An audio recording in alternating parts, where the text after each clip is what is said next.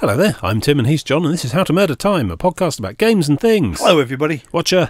It's another week. Let's do a What We're Playing week. What we're playing. We've been playing games. We haven't done a What We're Playing for ages because of like Christmas and things. Christmas gets in the way of everything. Yeah, and the end of year show and all the rest of it. But no, we've been playing games. I'm going to talk about The Division. I found this excellent hip new game that everyone's talking about at the moment called The Division. It's been out about a year, I think. You can't pull that because it got a patch recently, which they say you completely reinvented it. So therefore, it can be considered a newish release. I suppose. I've no idea what it was like before I turned up, but it's very good. I'm enjoying it immensely. So I don't know, everyone knows about The Division, but I'm going to talk about it anyway because that's what I do. It's basically sort of, is it post-apocalyptic? Sort of during apocalypse New York, really, isn't it? Well, I think at this point the apocalypse is pretty much... It's been and gone and you're there. It's happened enough to have been an apocalypse. It's just whether or not people have recognised the apocalypse has happened yet. So basically a bioterrorist who you get to find out about in various audio logs and evidence and clips and things has come up with some sort of super terrifying version of the smallpox crossed with Ebola or something and distributed it on dollar bills just as it Black Friday during the Black Friday sales and stuff on Manhattan Island. Because it's America, they still use paper money. There's a lot of apparently it's really interesting actually. I mean, it's very much, it's not fantasy, it's not sci-fi, it's very much supposed to be a kind of contemporary apocalypse thriller type of survival thing going on, and somebody's obviously sat down in the writing department and had a good old think about how, if you were going to destroy Manhattan, what would be the quickest and best way to do it. And this really does sort of carry that kind of air of could happen, might happen sort of thing to it.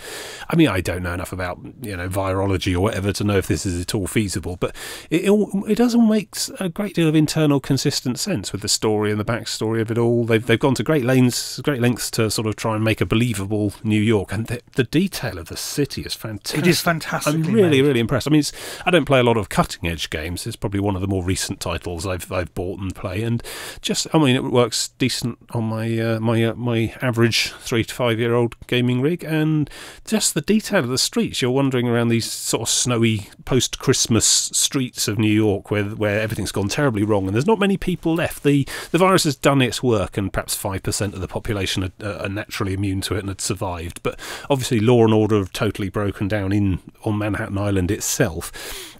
And so you're seeing abandoned cars everywhere, burnt out wrecks here and there, and loads of rubbish and clutter all up the streets. Just the clutter, the detail of like bin bags and sort of body bags and things all piled up in parks and stuff. Yeah, it has that feel that stuff was breaking down slightly and then it went. Yeah.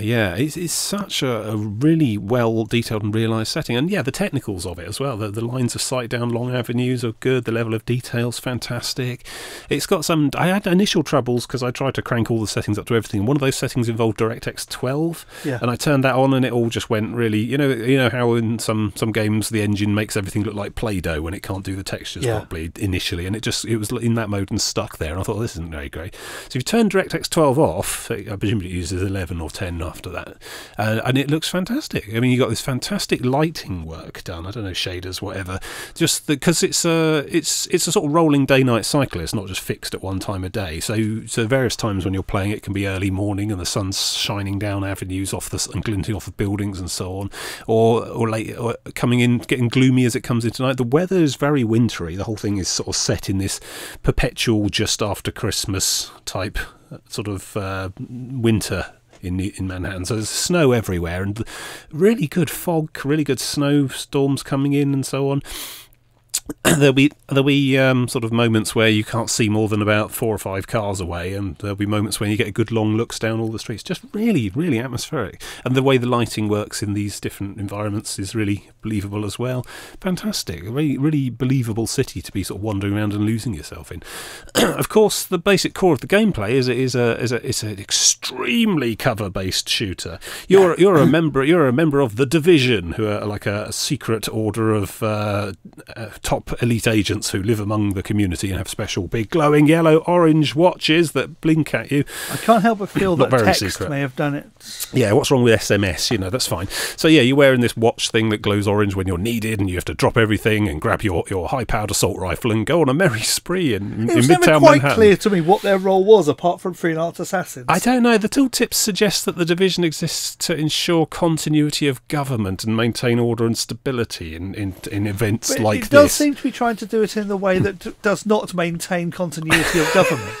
It's a real shame. It's got that sort of Tom Clancy-ness of it all that really sort of pervades the story, which the backstory is fantastic. The flu itself, the dollar flu, the green poison, that all seems believable, seems fairly realistic, fairly you can buy into that, and it makes for a great story. And then suddenly in you come with your really flimsy pretext to just be running around this city with no restraint, no laws, and a gun. Yeah, it's just weird.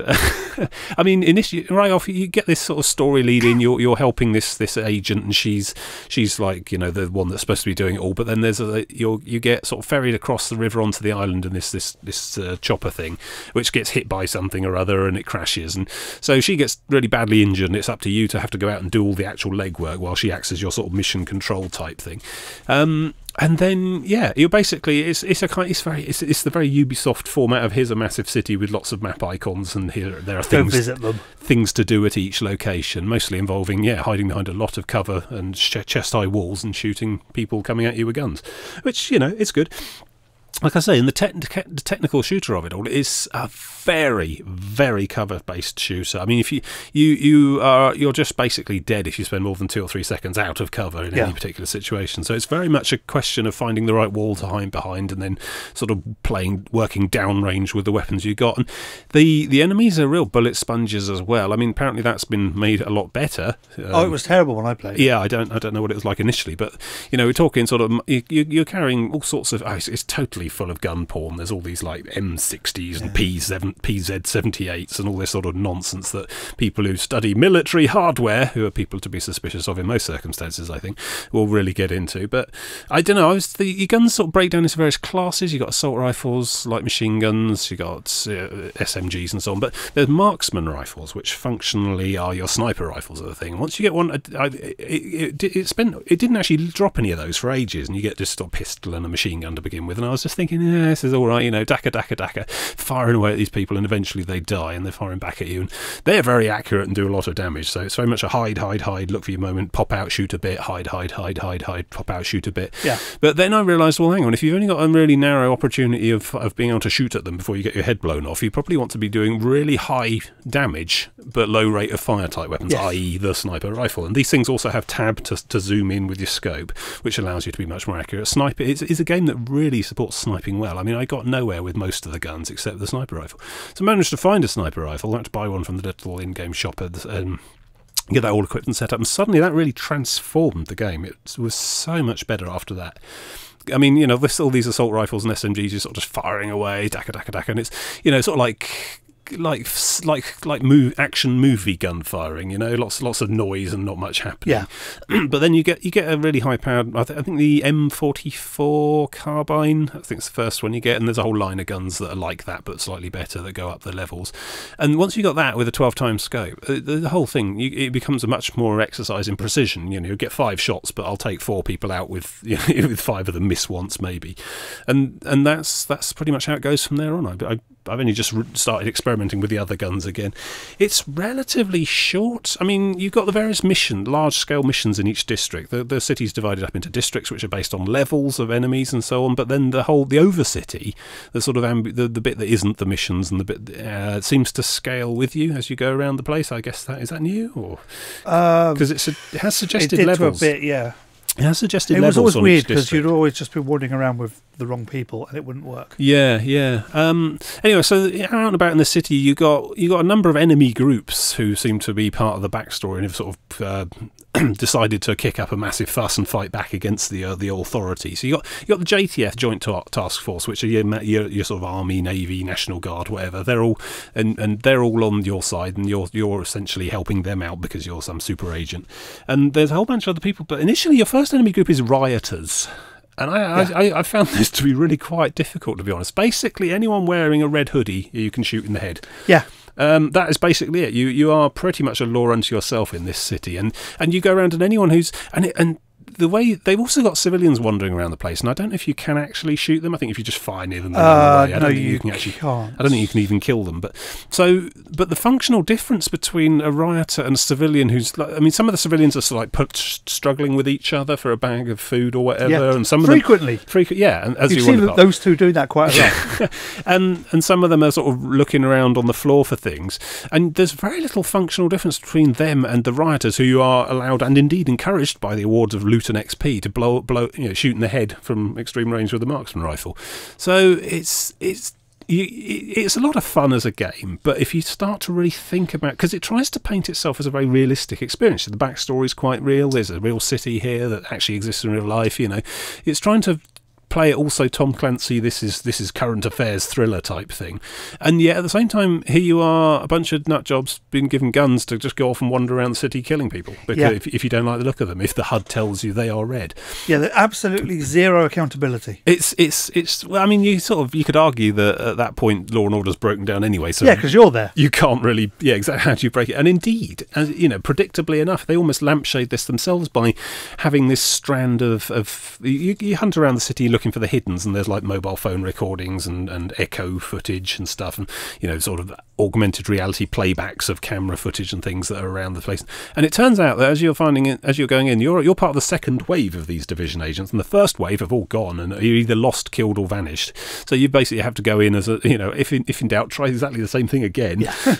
With your B team, with the B team, the people you didn't call in the first place. And it turns out that actually at least one of these original first wave division agents has just gone nuts anyway, gone full Colonel Kurtz apocalypse now on the whole thing, and is or we could call it gone full predictable bad guy. Yeah, exactly. Gone. It's just sort of leaving all sorts of trail around the city about what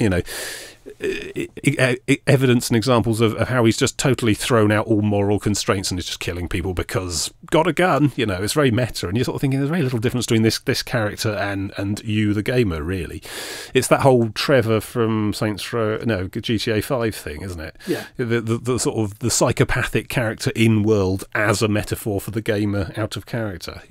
Anyway, so wandering around the streets shooting all these people. There's another group of cleaners. So basically the entire sanitation department of Manhattan has decided to go on the offensive with a whole load of flamethrowers and just start burning bodies. And to be fair, I hear they're only a couple of hours away from doing that normally.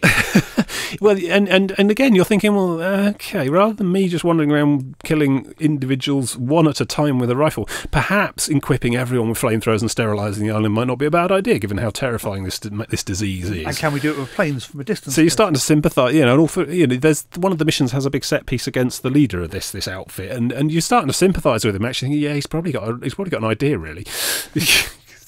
So yeah, it sends all sorts of crazy mixed messages if you start to look into it and examine the story and the backstory. Then you're set up against a group of rioters. No, not right. Rikers is the other next lot. The next enemy group's Rikers. They're basically all the inmates from Rikers prison who are like up the river and have all gotten out and decided to band together into an effectively terrifyingly disciplined fighting force. Yeah. Rather than just like kill each other and shank every each other criminal for drugs. is actually a highly trained special ops. And as you literally work through them in that difficulty order as well. The initial rioters are just people with pistols and hoodies, and they're fodder basically. The cleaners lot will carry gas tanks around on their backs because they're using that as some kind of napalm propellant, and you can shoot those tanks to make them blow up, which is quite fun and also horrific. And then these Rikers, they're all just toting around assault rifles, and sometimes you get boss mobs who have light machine guns, and they will literally wind up. You see an icon over their head, and then they will fire for about a minute solid. Yeah. You're just crouched behind your wall looking at your watch and perhaps getting a small paperback out, perhaps a Tom Clancy novel even. Just put your feet up, have a cup of coffee. Weak lemon drink now. Yeah, exactly. While this bloke goes daka daka daka daka daka daka daka, and it's not just glancing, lights and sound. If you stick your head out, you'll be killed. It's compelling gameplay. Yeah, and I hear that those sorts of boss mobs get turned into regular yard trash the further up your game you go. So I'm looking forward to that. It's like the flamethrower guy where you have to blow up the different tanks on his back. Yes, which is a multi-stage boss fight to thing. start with, and then becomes trash. Yeah, and you just think, I can't be. Yeah. And just after they've taught you to do that as the mechanic, you start to see them where they've got bulletproof vests wrapped around the tanks. Yeah. It's like they've learned. Yeah. Hang on, every time one of us goes out with this gear, we get blown up because they keep shooting our explodey tanks. Let's try armouring them. Your turn to get in the suicide vest. I mean flamethrower. Yeah.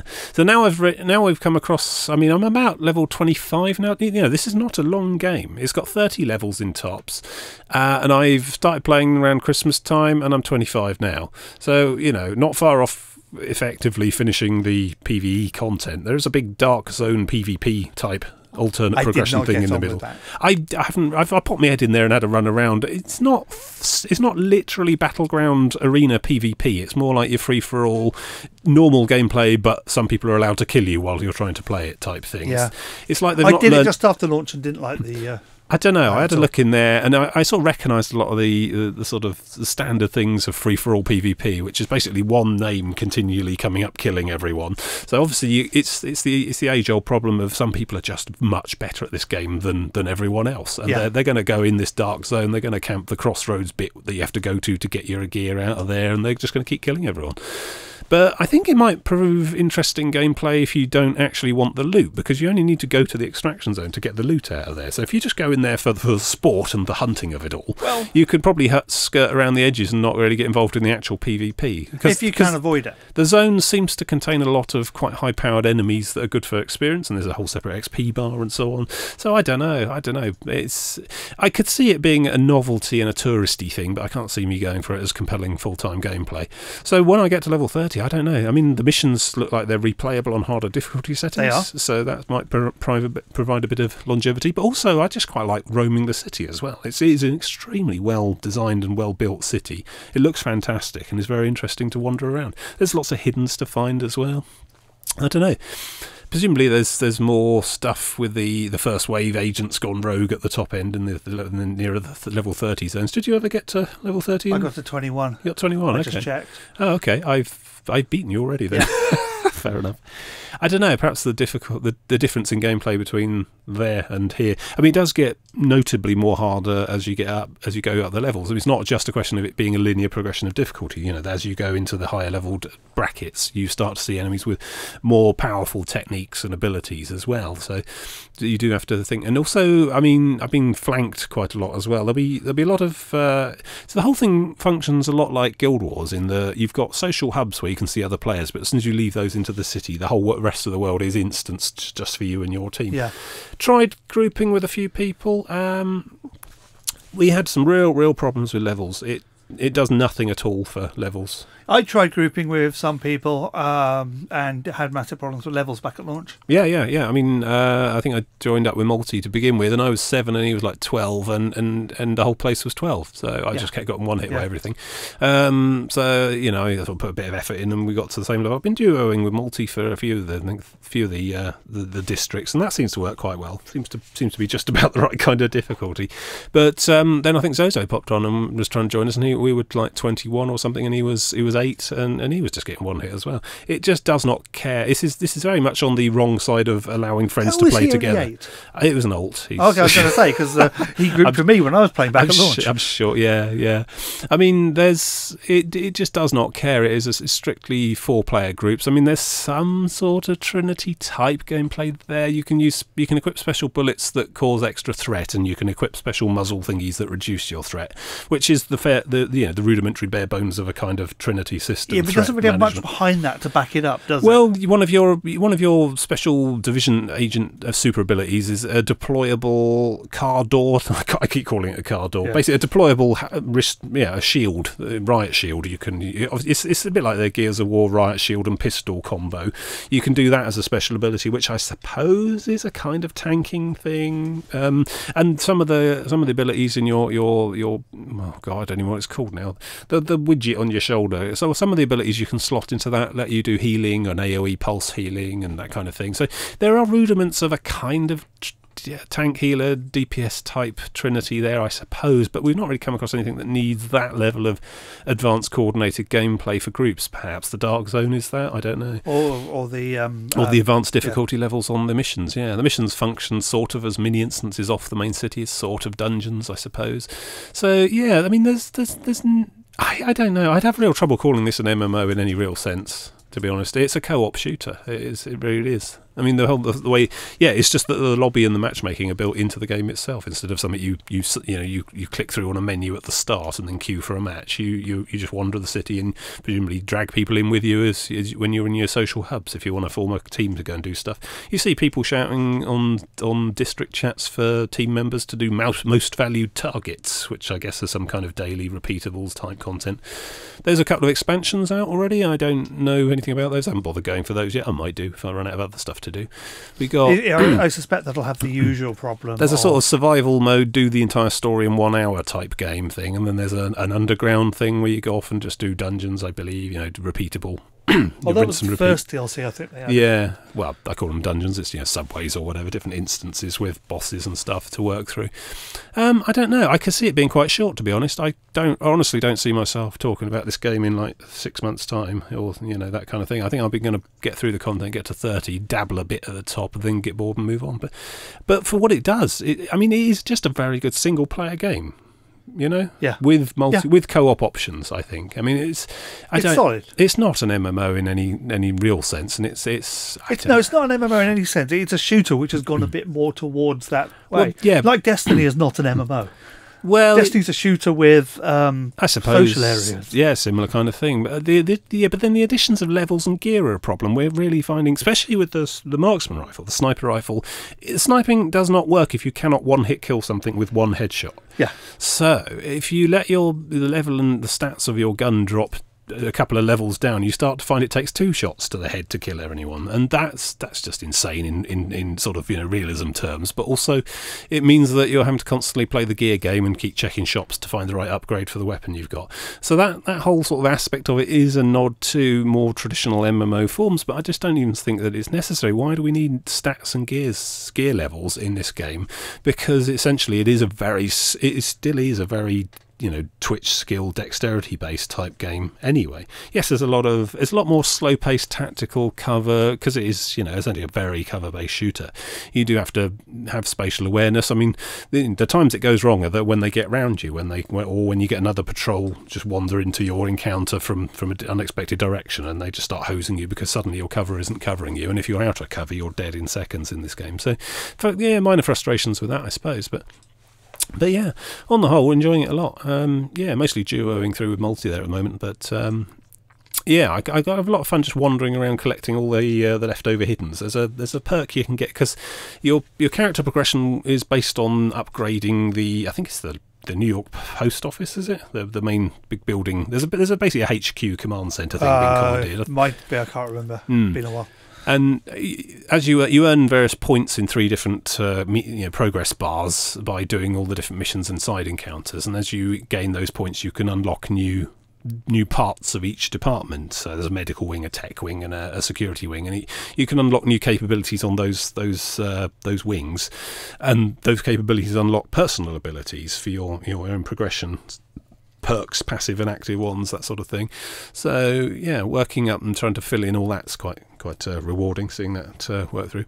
Interestingly, the tutorial section, which isn't actually on Manhattan Island, it's over in Brooklyn, that is the same area as the Illuminati's headquarters in the Secret World.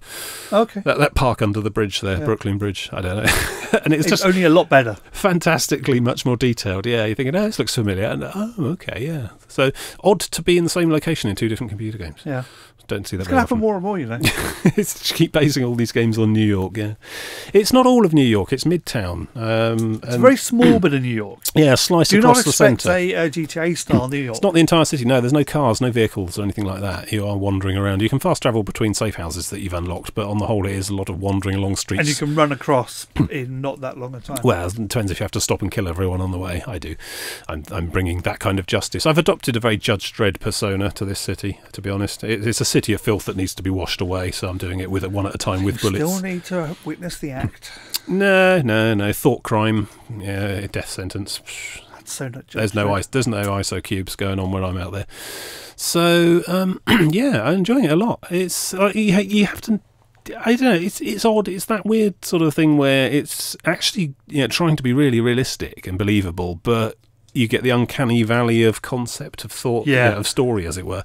You know, you think, wow, this is real Manhattan. Oh yeah, this is like a real emergency that could possibly really happen. You think, wow, they'd really just give people an orange bracelet and a load of guns and tell them to go crazy in here, would they? I don't get much of a sense of how I'm personally helping. It has that because computer games moment. Because video game, exactly. I mean, you know, you could think of a number of different contingency plans that would happen in real life that would be much more sensible and constructive than just letting a load of 20 to 30 something people from all walks of life wander around this city with light machine guns. Some of these weapons are large enough to fit on tanks, you know. I mean, it seems a bit overkill for a city urban pacification environment thing. Also, just the sheer logistics of having to support all of these different weapon types. Oh, I know, the bullets, the ammunition must be coming in regular drops. You try not to think about that sort of stuff, and you treat it as a computer game. And as a computer game, it is a lot of fun, yeah. I mean, it's not often you get to play shooters where it's much more about the sort of tactical positioning, and I mean that's one of the consequences of it being so heavily chest-based, wall cover-based, shooter type-based game, is that it really is about the spatial positioning and the accuracy, rather than, you know, charging out there and going mad with daka. It's not, you know, some 40k thing. It's an interesting variation on that normal sort of Half-Life type experience that you normally get with your first-person shooter. I'm liking it a lot, so I shall keep going. I don't know how long it'll take me to finish and get bored of it, though. We'll soon see. I think things will get easier once I've got a character to 30, because that means I'll then be allowed to play with my friends, because most of them have got 30s now. Yeah. So next week, then? Not long, to be honest. I mean, we had a session last night, and I went from 21 to about 25, I think. So it's very quick. I mean, it's not like I don't think anyone at Ubisoft has had any aspirations of this being a thing that's going to last people years and years and years. I expect people will get bored of it and move on. They'll do some expansions, I guess, but don't look for this to be a massive wow beater or anything. This is essentially as a sort of single player game plus, really, rather than anything else, and probably should be treated in the same regard. Play it, enjoy it, get to the top, move on. Yeah, that's what I'm going to do. So yeah, over to you. I'm going to talk about. And I know I said I wasn't going to buy it. Oh, God, here we go. But it was on sale, so you got no self-discipline. The Last Guardian. Last Guardian. I don't even know what this is, but carry on. You remember Ico and Shadow of the Colossus? Oh, yeah. This is the game by those people which took an entire console generation to come out. These last two games you mentioned are very highly acclaimed. They're very, very highly acclaimed, and rightly so. And they were released for the PlayStation 2. Yeah. PlayStation 3 came and went. And Last Guardian only just managed to be released after having been announced years ago. Okay, so a long time coming. A long time coming. So like 9 years in development. Which means I know for a fact then that this is never going to make any money.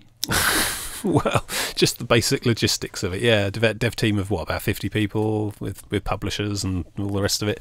Working for 5 years. That's I wouldn't want to put a number on it, but you're gonna have to sell quite a lot of copy to pay that back. Yeah. Anyway, you are this child who wakes up next to a cat, dog, bird, fish, butterfly thing.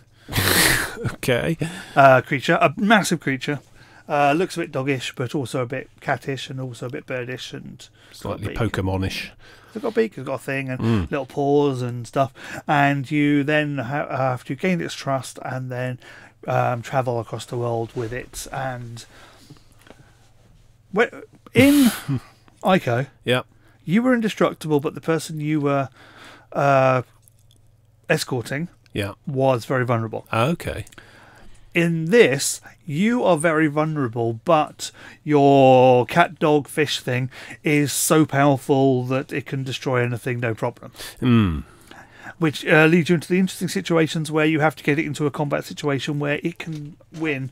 So it's scared of some things, and you have to be able to deal with that. And okay, so it's a sort of reverse escort quest. Yeah, it's definitely a reverse. It's an escort quest where you're the escortee and you have all of the action. Yeah. Which is interesting and sort of works. See, I'm thinking Prince of Persia 2003 version, where you're basically trying to escort this magical princess all around these dangerous locations so she can cleanse the land. And yeah, she was essentially all powerful super magic, and you're just thinking, why am I here? What am I doing? Why don't you just go and sort it out, because you're invulnerable and have crazy magic powers? Well, in this case, the fish butterfly doesn't really know what it's doing. It doesn't have any goals for actually getting through this. It doesn't. It has that sort of puppy cleverness. Okay. So it feels like so a immensely puppy, powerful, but hugely naive and Yeah, it without any goals doesn't feel of that its own. intelligent at any point that I've got to so far. So you're sort of manipulating and tricking it into doing the stuff you want done. Well, no, you're sort of encouraging it into the right area Okay. to make it do it, and that is the crux of the problem. Do you remember? Yeah. And I know the answer to this is, oh God, yes, I do remember the problems you had getting anything to be done in black and white. Oh God, yes, I do. I do remember. Yeah, that's what this reminds me of. Oh, that was terrible. That was terrible. I mean, the first couple of levels of Black and White were okay because it was essentially populous and you had quite a lot of interesting little side plots and so on and interesting mechanics and stuff. But towards the end, it's just this sort of Molyneux obsession with trying to get people to like a virtual pet, essentially. And that comes up again and again in these games, and none more so than in Black and White, where one of the last levels is this enormous map, and you given, because of reasons, you're basically stunted and can't use any of your normal god powers and have to do the entire thing through your pet, who incidentally has also been cursed. And it had this weird non-deterministic sort of AI system, so that it sort of had its own personality and learnt its own things by what you example, the things you did around it taught it, and it learned possibly the wrong thing from what you were doing, and then went off and did its own thing all the time. You couldn't directly control this pet at all. It's really, yeah, really, really irritating. Yeah. So in this, what you're doing is you're basically telling the pet to come here. Yeah. And that's really all the control you have. But yeah. And you have to hope that it knows what it needs to do. But so often it just sort of, you can also sort of point at things, but so often it will just sort of be dumb and be a dumb pet and not know what to do.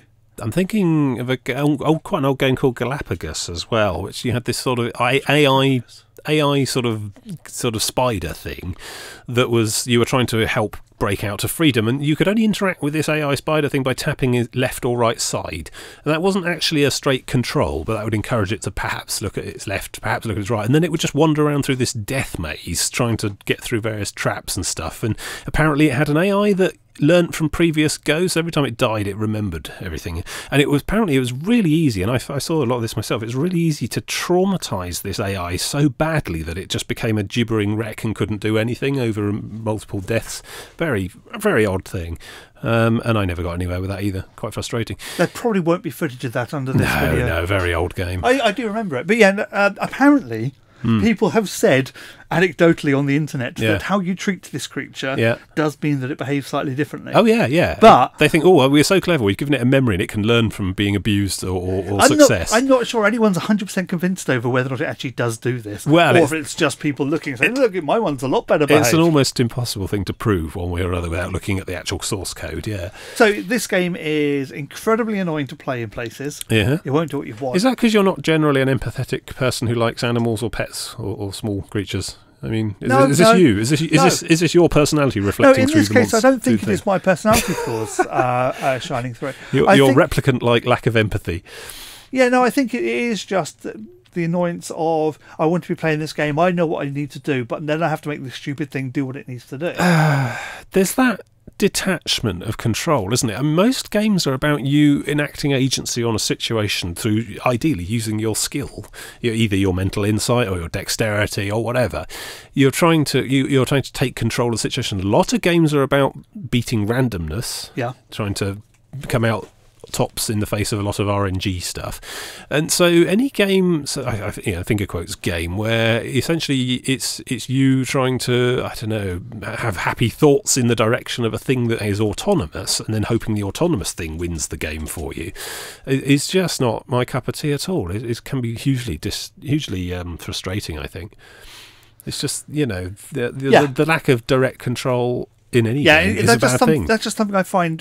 It's one of the reasons why I don't like escort missions. And in this case, somehow I find it slightly more annoying in places. When it works, it is the most fantastic thing you have. You've got this lovely little elephant frog following you, and it's doing what you want, and you just feel like, yes, it's looking after me and I'm looking after it, and it's fantastic. And then it'll just stand there looking at what it needs to do, saying, it's when that sort of thing breaks down, because no one, I don't think we're really at the point where we can build convincing and worthwhile computer game NPC AI yet. A lot of the time these creatures, these things in these games just exist to run into screen and get shot, perhaps shoot back at you a bit. And it could be that it's actually being really realistic, because it is a little bit of a temperamental little fish finger. But it just Oh, it's really annoying. Yeah, well, perhaps the creature is designed to be irritating and designed to be stupid, in which case, tick in the box. Tick in the box. But does that make for an interesting tick game? in the annoying box, too. Yeah. Are you enjoying the game as a result? Yeah. Probably As for not. the rest of it, the game itself is a little bit too simplistic, I'd say, from what I've got through. Yeah. It crashes a lot. Oh, I've had several that's there's no perceptive I like that or I don't like that about a game crashing a lot. That it's is a console game that crashes. That's an objectively bad thing. The game yes. just shuts down, and you don't see that often. Console game that never happens. Surely it does occasionally, but not that. Honestly, I don't play console games much nowadays. But back when I was playing 360 stuff, I never saw anything crash or hang or lock up. Yeah, it does happen. The QA sometimes. was very high on that regard. Yeah, patches will probably solve this.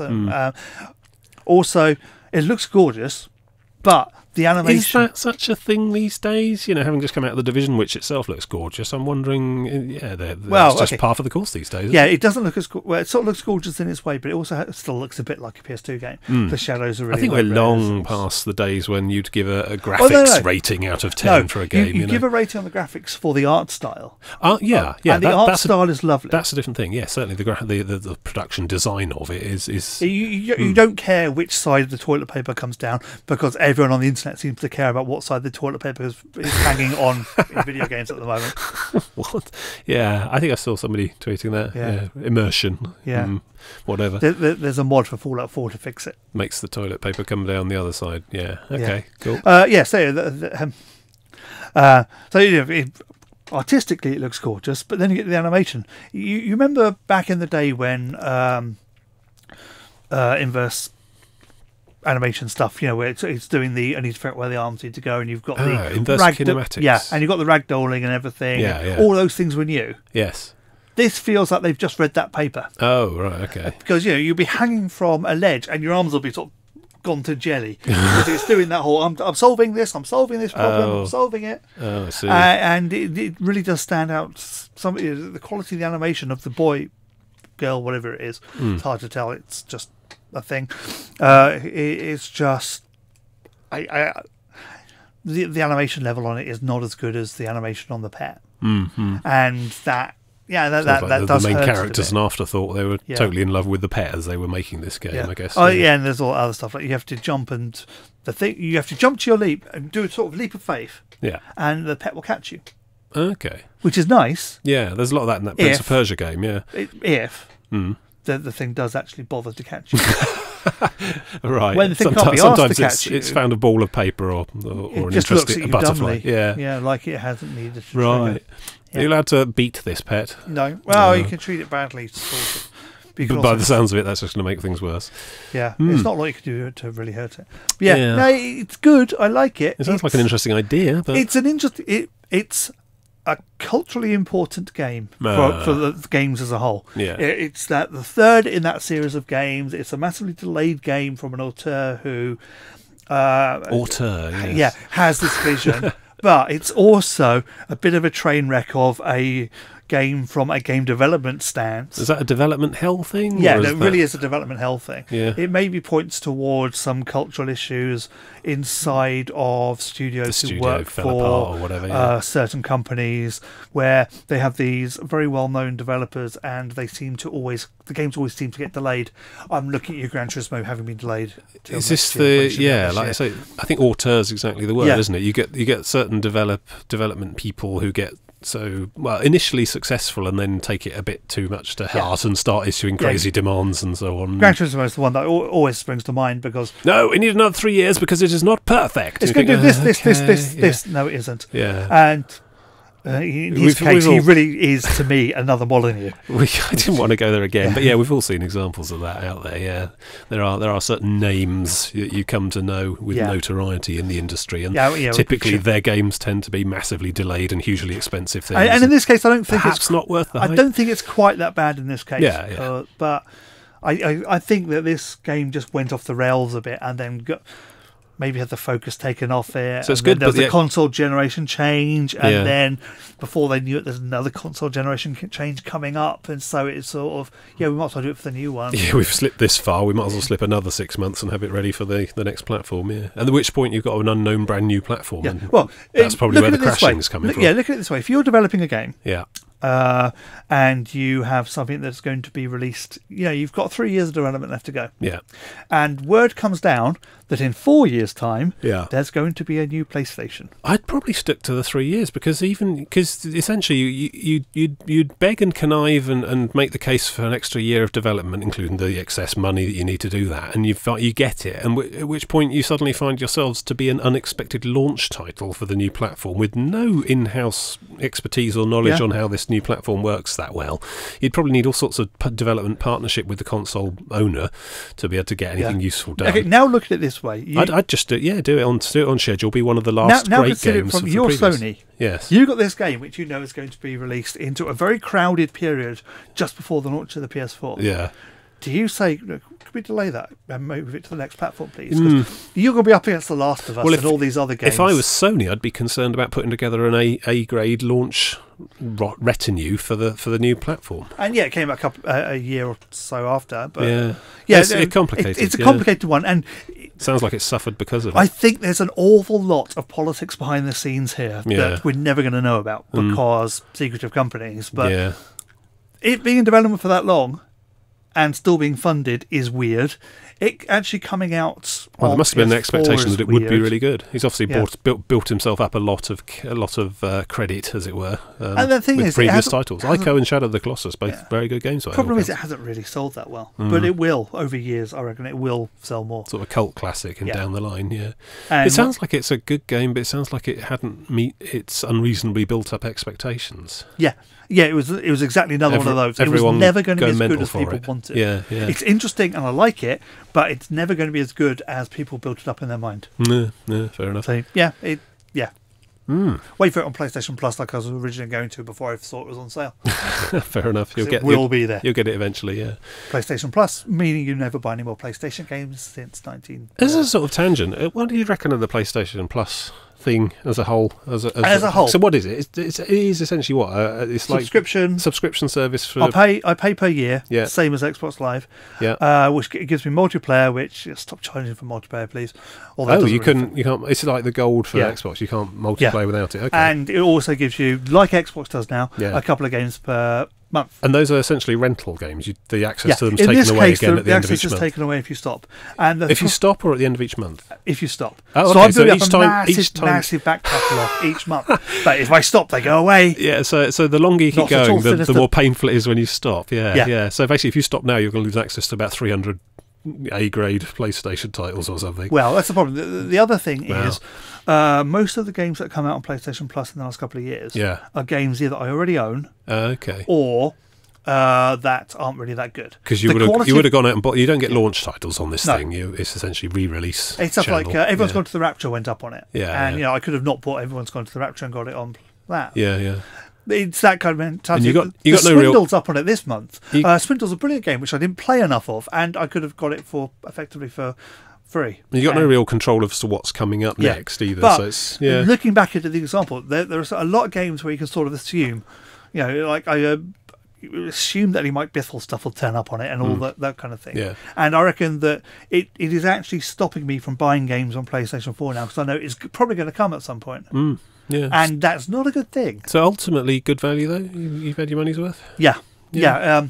You may not get a good game every month. Yeah. But you'll get several games every month and enough good games in a year to more than pay for it. Okay. Yeah, fair enough. Just don't ever stop. Yeah. The Xbox One's slightly better because you keep the games after. Yes. The 360 games are guaranteed to be backwards compatible with the Xbox One. Okay. Compatible. Yeah. So that you can play them on the Xbox One. So it's very much down to which console you own, but if you own them all... And also it has a better class of game. Fair enough. It has more AAA games from a couple of years ago instead of less...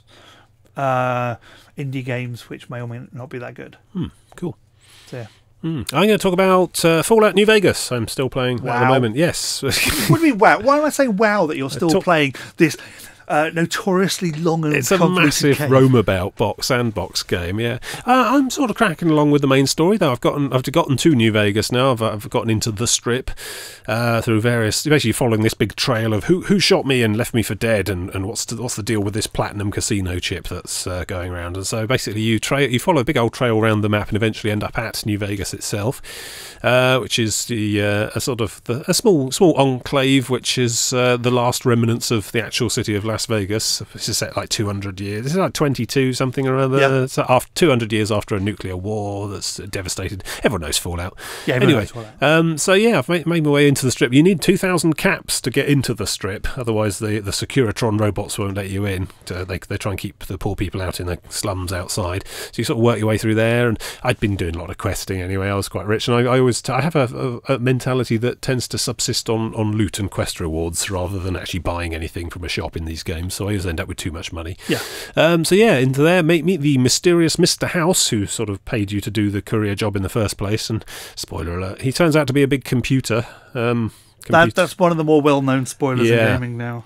It's not really a spoiler, that's just the start and setup. And anyway, that sets the stage for what turns out to be the main business of the story. So basically, you've got the Hoover Dam, which is still functional, remarkably, after 200 years of post-nuclear apocalypse. Oh no, the Hoover Dam still hasn't set. Huh? As we speak, the Hoover Dam still has not set the concrete in the centre. Okay. It's going to last a long time. Okay, so yeah, they managed to get it up and running, basically, in the post-apocalyptic 200-year-old Mojave wasteland. And you've got three factions vying for the control of the region, and the Hoover Dam is the sort of pivotal crux of it all. The NCR, the New California Republic, who are basically the sort of de facto government and new civilization that's risen up out of the aftermath of Fallout 1 and 2 over on the west coast. They're moving across into the centre of America, and they've sent troopers and are trying to establish a regime and administration and stuff. Meanwhile, on the far side, on the eastern side of the river, sort of pushing on the dam, they've just been driven out. This is the Kaiser. It's spelt Caesar, but pronounced Kaiser. Obviously, 200 years of misunderstandings and so on. Kaiser's Legion, who are basically a kind of Roman-style massive Uber bandit gang.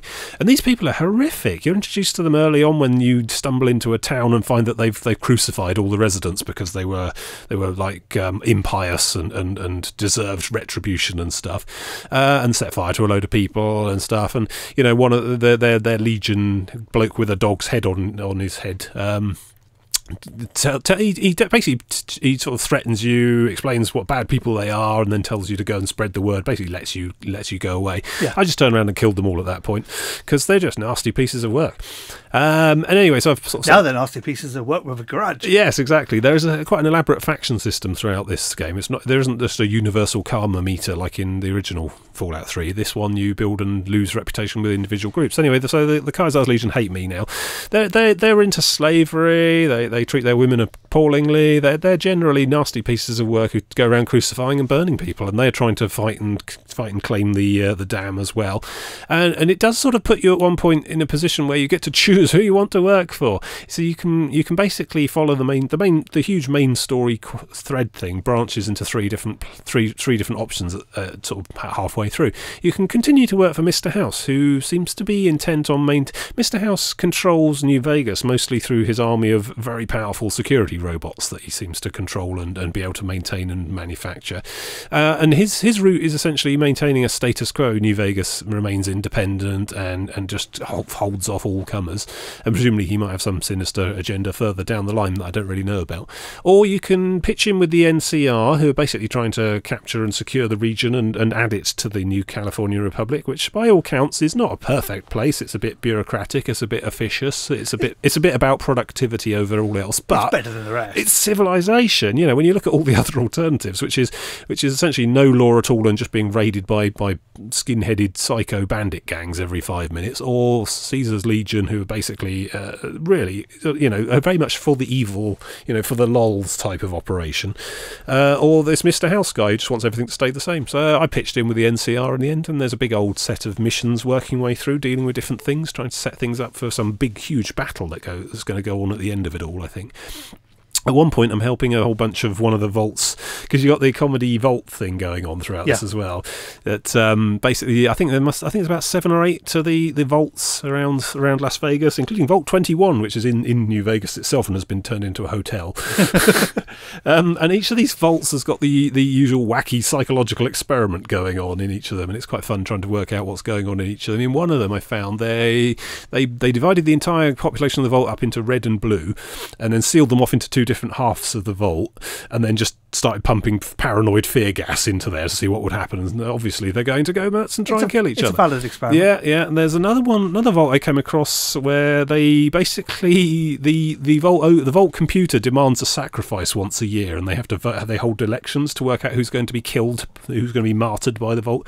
And the whole psychological experiment was to see how many generations it takes them to get together and say, no, we're not submitting anyone new again. And as soon as that happens, it didn't happen I think it does happen actually. You get some audio logs saying that finally, when there was only 4 people left, about 200 years in, they decided, actually, no, we're not going to send anyone to be sacrificed. And at that point, the vault computer lets them all go.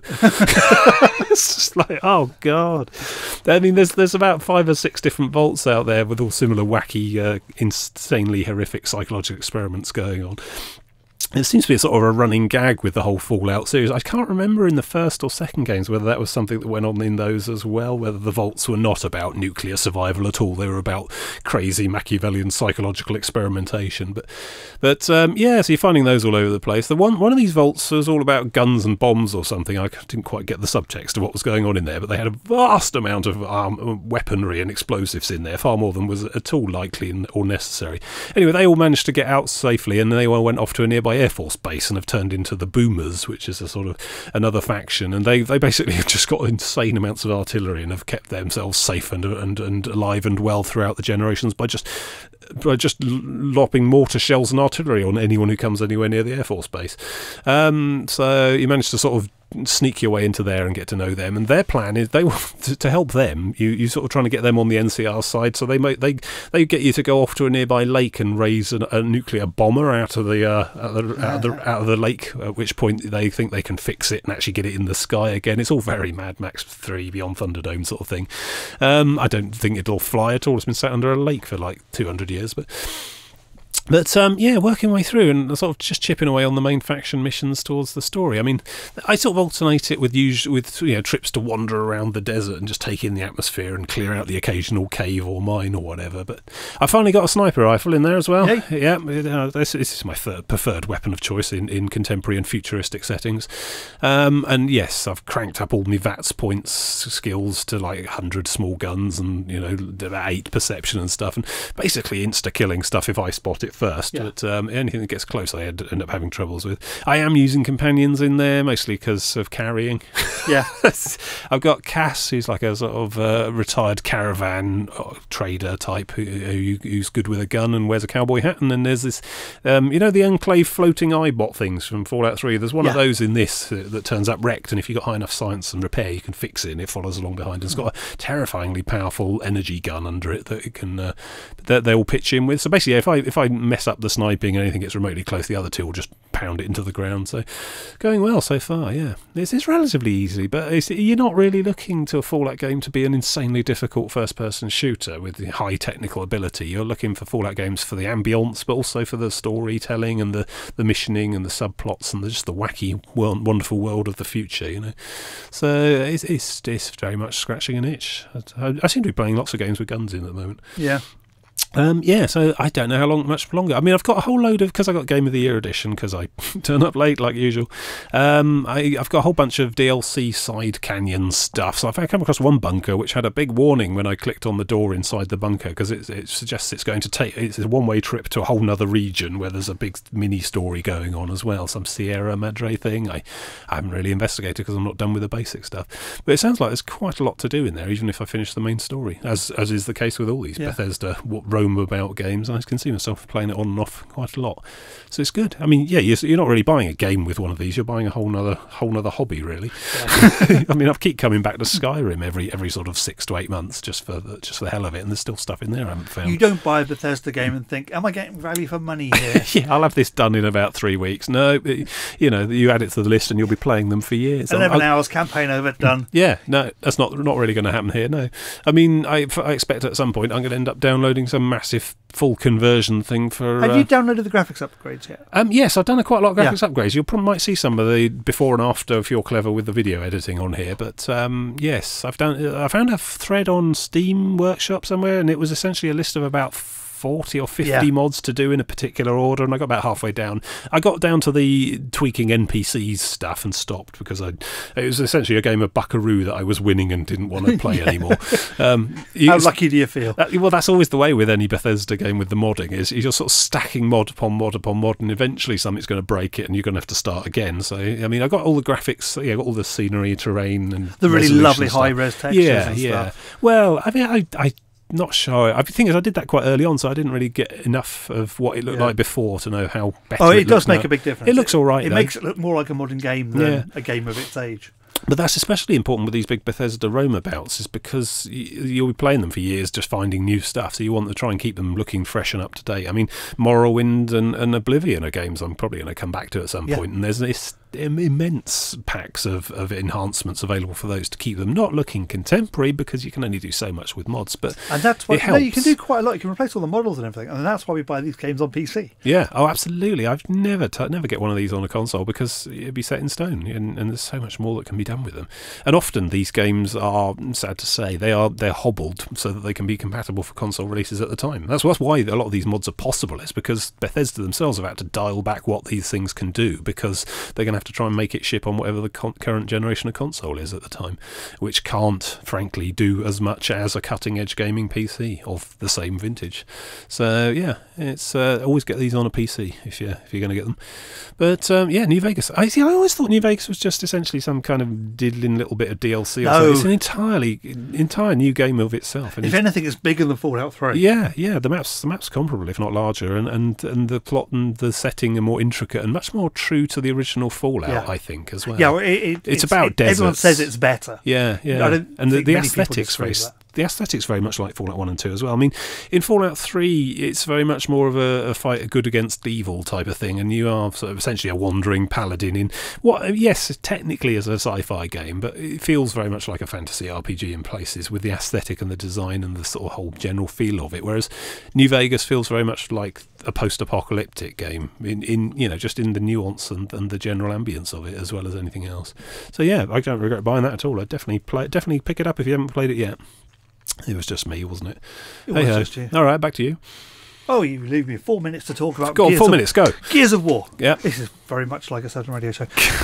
The weekly multiplayer gaming with the girlfriend has moved on from Destiny, because we've abruptly ran out of plot. You ran out of Destiny? We ran out of Destiny, it just sort of stopped. And so we moved on to Gears of War, the original Gears of War. Okay. Are you doing this insane hardcore mode? No. Because we're not good enough to do that anymore. I did insane hardcore with you, and I've got no idea how we did it. Well, I don't know. We got to the last end boss fight, and it was impossible, so we gave up in a rage. I could barely get out the cell. Okay. Yeah, anyway. Yeah, apparently my Gears of War skills have atrophied over the years, and games are an awful lot easier now, have made me weak and soft. I'm sure you'll get up to speed. It's about practice, about finding your feet again. We've been playing Gears of War 1, multiplayer. Cool. Well, co-op. And the co-op is still, these games are co-op all the way through, which is fantastic. Mm-hmm. This game has not aged as well as I'd maybe have remembered. Yeah. It's harsh. So what's this on? This on 360 we're PC? We're playing the original release of it on backwards compatibility on Xbox One. Because it was a 360 title, was it, originally? Yeah. It was a very early... It wasn't an original Xbox one, was it? No. It's the 360 title which got the 360 redesigned to have more memory so that it would run better. Okay. Which is the best decision that quite old anyone then. made. So it's 10 years? Yeah, it's exactly 10. It's 10 years last year. Okay. 2006 it came out. And it's still fantastic. It always was solid, yeah. It's aged a bit badly in... it's co-op and you'll be going along, but then there's branching bits where you have to go off into different bits, and if you then die, you can't resurrect the other person. I remember some of those. Yeah. And weirdly harsh bits which don't seem to play into the... I remember the second game being more of a streamlined and smoother and and polished the third's experience. even better. And I can't wait to actually play the fourth. I've got the fourth, I just haven't played it yet. Is there 4? Yeah, 4 came out last year. Blimey, I missed all that. Plus Judgment, which is the one that no one talks about. Okay. Yeah, so it's still good. It's still fun. It's just it's aged a bit. Yeah. And when I get to the Razor Hail bit, I'm going to get really annoyed with it. 'Cause I always do. Such joys await you. Yeah, because the gameplay where you can only move when it's not raining is the sort of thing that nowadays. Razor Hail. Who builds anything on a planet where it rains knives? I still don't get where they came from.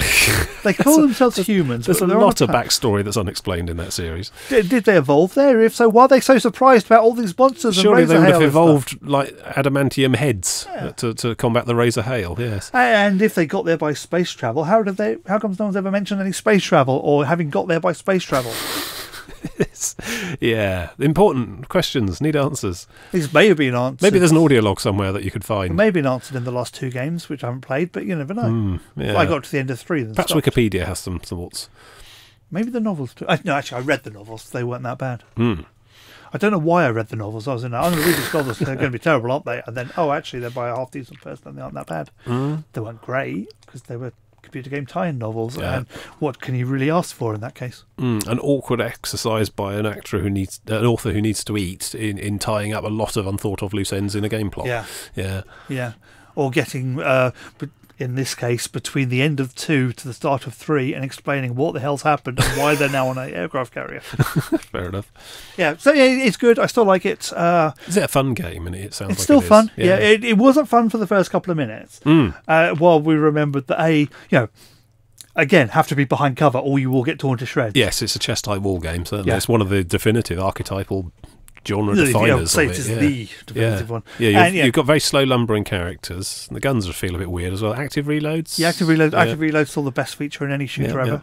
And stuff like you've got a chainsaw on your I could use a gun. chainsaw in the Division, I think. But Or the a bayonet, chainsaw on your gun's a bit of a red herring because it encourages you to run forwards and chainsaw which stuff. is almost always the wrong answer. Yeah, almost always the wrong answer. Yeah. And I've just come from playing Destiny, where my character was the one who always the right answer was to run forwards and punch them. And I'm dying a lot because of it. Gear change. Yeah, literally. Mm. Yeah, so it's good. I'm still enjoying it. I no doubt there'll be some more rants in a couple of weeks when we get to the bits I remember were really, really tricky Looking forward to hearing and about annoying it. at the time. Yeah. So, All right, well, that's it for me. and that's probably it from everyone. So with that, we'll see you next time. Do you want to do the spiel? We should do a spiel. Oh, you do a spiel. Yeah, go on to YouTube, subscribe, like. I'm currently doing a new website, but you're not going to see that for a while. Stuff. Good spiel. See you next time. Howtomotetime.com. Goodbye. Goodbye.